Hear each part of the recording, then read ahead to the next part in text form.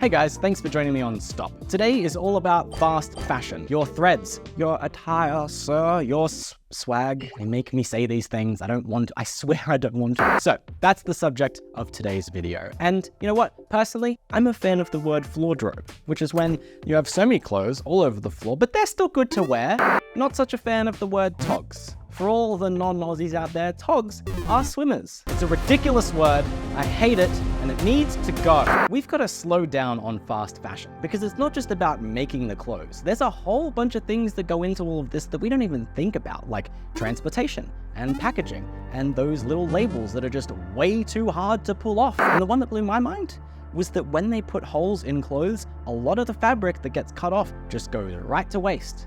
Feeling anxious about all the cut-off jeans you have in your floordrobe? I'll ease your pain. Let's hear from Noah from One of One Archive, who makes cool things from crap things.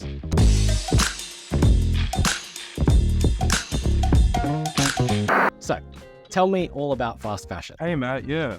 Actually, fast fashion really is about the amount of clothes that we throw out every year. A lot of fast fashion brands, they come up with hundreds of thousands of new pieces, almost either daily or weekly. A lot of fast fashion brands will make trending things on the spot that are only cool for a month or a couple months. So yeah, all the fast fashion stuff ends up being quite disposable. And because it's cheap, also people don't have a problem with throwing out fast fashion items. Clothing, fabrics, shoelaces and zippers sit in landfill and leak out all these nasty things into the environment. There are 25 million Australians, each tossing out 23 kilos of clothes every year.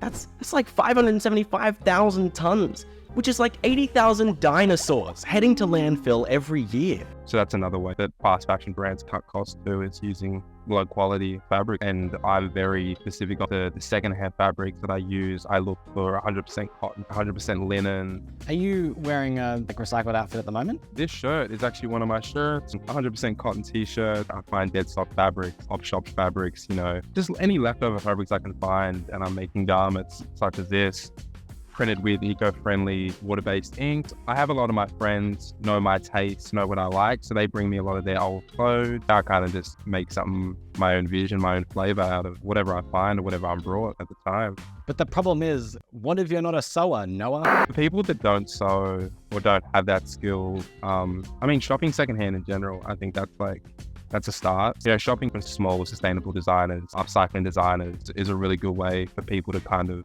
divert things from landfill. If you're able to, you know, spend a couple extra dollars on something that'll last, that have more longevity, things that they'll wear for longer, years and years more, definitely try and do that if you're in the position to do that.